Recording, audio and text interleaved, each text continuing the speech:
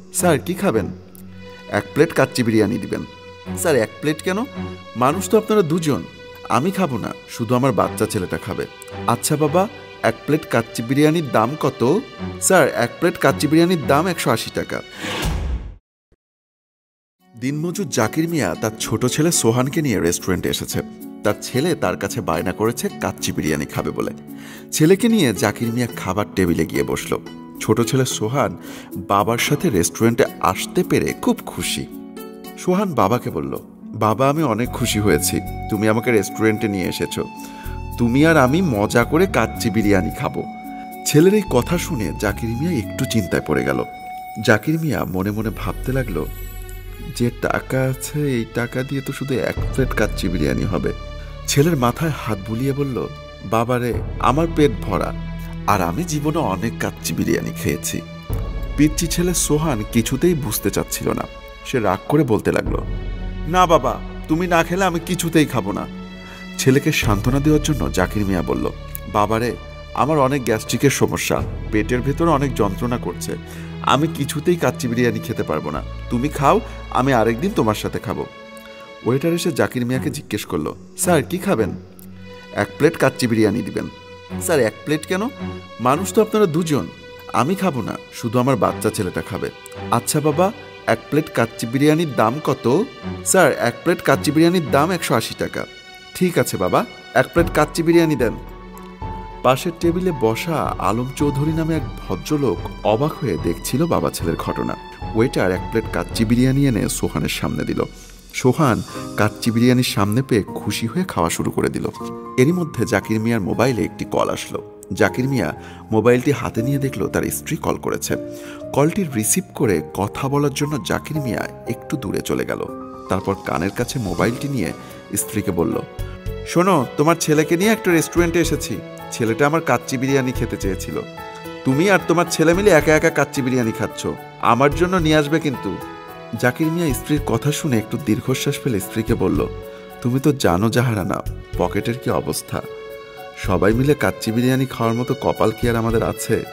ছেলে তো আমাকে ছাড়া খাবেই না। মিথ্যে সান্ত্বনা দিয়ে ছেলেকে বুঝিয়েছি, যদি কোনোদিন কাচ্চি বিরিয়ানি খাওয়ার ভাগ্য হয় সেদিন তোমার জন্য নিয়ে আসবো।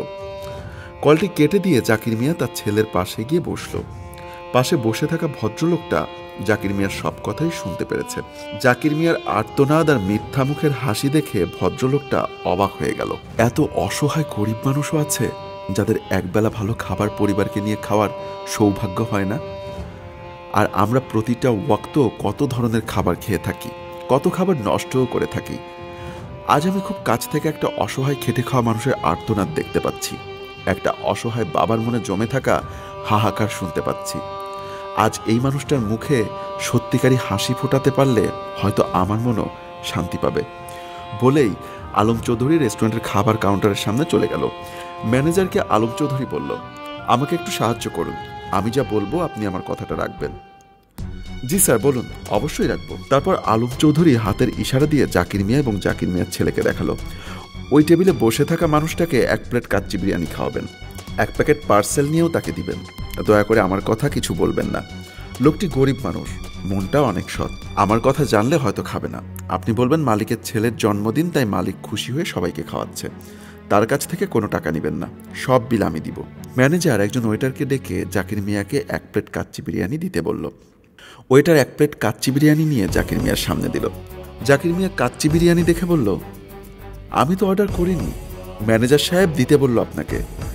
ম্যানেজার সাহেব জাকির মিয়ার সামনে এসে বলল, আরে চিন্তা করবেন না, আজকে আমাদের মালিকের জন্মদিন, তাই মালিক খুশি হয়ে সব কাস্টমারকেই খাওয়াচ্ছেন এবং পরিবারের জন্য এক প্যাকেট করে পার্সেল দিচ্ছেন। এই নিন আপনার পার্সেল, এটা সঙ্গে নিয়ে যাবেন। পার্সেলটা দিয়ে ম্যানেজার আলম চৌধুরীর কাছে চলে গেল। ম্যানেজারের কথা শুনে জাকির মিয়া খুশি হয়ে ছেলেকে বলল, শুনেছিস বাবা, লোকটা কত ভালো, আল্লাহ তার মঙ্গল করুক, তার মনের বাসনা পূর্ণ করুক। খুশিতে জাকির মিয়া কাচ্চি বিরিয়ানি খেতে লাগলো। দূর থেকে জাকির মিয়ার খাওয়া দেখে আলম চৌধুরী খুশি হয়ে তাকিয়ে রইল।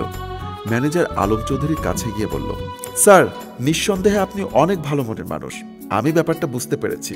লোকটার কাছে হয়তো কাচ্চি বিরিয়ানি খাওয়ার মতো টাকা নেই, তাই লোকটা একটা কাচ্চি বিরিয়ানি অর্ডার করেছিল। হয়তো অসহায় মানুষটার কষ্ট দেখে আপনি তার পাশে দাঁড়িয়েছেন। আপনার এই মহত্ব দেখে আমার অনেক ভালো লেগেছে, তাই আমিও আপনার সাথে অংশীদার হতে চাই। আপনি অর্ধেক টাকা দিবেন আর অর্ধেক টাকা আমার পকেট থেকে দিব। না না, পুরো টাকাই আমি দিব। না স্যার, দয়া করে আমাকে একটু সুযোগ দিন। পকেট থেকে টাকা বের করে দিল ম্যানেজারের কাছে। ম্যানেজার অর্ধেক টাকা রেখে আর বাকি টাকা আলম চৌধুরীকে ফেরত দিল আর বলল, স্যার, আপনার মতো মানুষ যদি প্রতিটা ঘরে ঘরে থাকতো তাহলে হয়তো অসহায় মানুষগুলো ঠিকমতো বেঁচে থাকতে পারত। আমি অনেক টাকাওয়ালা মানুষ দেখেছি, তাদের ভেতরে এইটুকু মহত্ব নেই।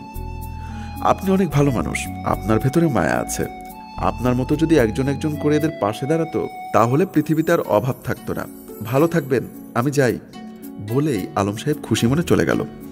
যারা বিশাল টাকা পয়সা অর্থ সম্পদের মালিক, তারা যদি আলম চৌধুরীর মতো এই অসহায় মানুষের পাশে দাঁড়াতো তাহলে হয়তো সুন্দর একটি পৃথিবী তৈরি হতো।